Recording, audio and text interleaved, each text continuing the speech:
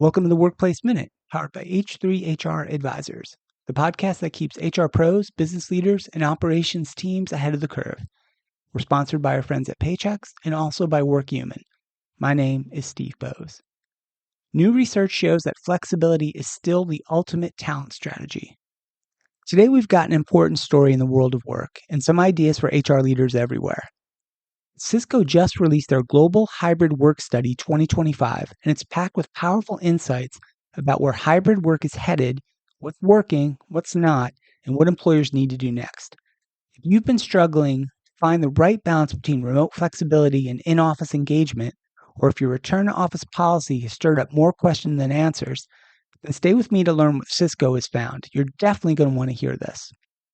Top headline: hybrid work isn't dead, but it's evolving rapidly. Cisco surveyed over 21,000 full-time workers and leaders across 21 countries and 12 industries. Their goal? Understand how hybrid work is playing out in the real world.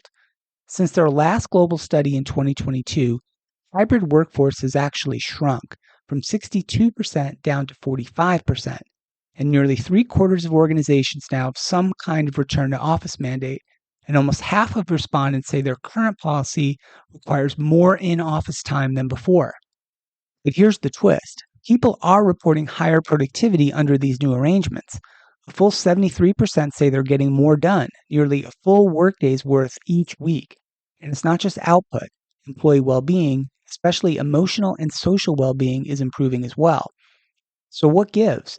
Has the pendulum swung back to office-first arrangements? Well, not totally.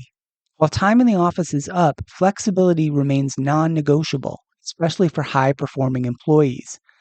In fact, 63% of all respondents would take a pay cut for more remote flexibility, and half of all high performers work for companies that require fewer than 3 days a week in the office. And 78% of these high performers say they've considered a career change due to their company's in-office policies. And that's important data for anyone concerned about talent retention. Additionally, only 28% of employees are very satisfied with their hybrid work policies, compared to 44% of employers. So that's a big satisfaction gap and a trust issue as well. A whopping 77% of employees believe return-to-office mandates are based on a lack of trust in their ability to be productive at home. That's a significant figure. And this next point is critical. Communication makes or breaks your hybrid work policy. Only 36% of employees believe their organization has communicated return-to-office policies effectively, and only 1 in 5 felt there was real consultation with employees. Most employees say they didn't get a clear reason or a compelling business case for RTO mandates. The advice here for leaders: don't just dictate, communicate, and do so with empathy. Leaders must clearly explain why the policy is changing, how it aligns with business goals, and what's in it for employees. This isn't just to cover your bases. It's the foundation for employee buy-in and trust. And the study underscores the one-size-doesn't-fit-all nature of hybrid work. Here are a few quick findings. Gen Z is the most flexibility-hungry generation. They overwhelmingly prefer hybrid and remote setups. Baby boomers are the most satisfied with full-time in-office work.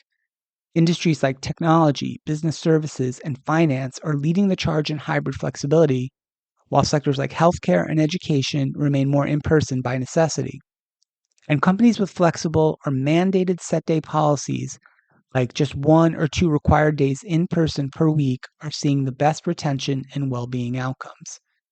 So as you shape and refine your policies, remember culture, industry, and generational preferences matter. So what should HR and business leaders be doing right now? Cisco's report brings it down to a few key moves. 1, decide hybrid policies for now and for the future. Build with intention. 2, prioritize flexibility wherever possible, because flexibility drives performance, retention, and well-being. 3, close the communication gaps. Be transparent, be empathetic, and most of all, be consistent. 4, make sure your technology is up to speed. Make sure your collaboration tech actually works. 5, treat hybrid work as a strategic talent lever, because it is. Ask yourself, where does your organization land on the hybrid work spectrum? Are you maximizing productivity, or are you risking retention? Are your policies clear and thoughtful, or are they just confusing and trust eroding?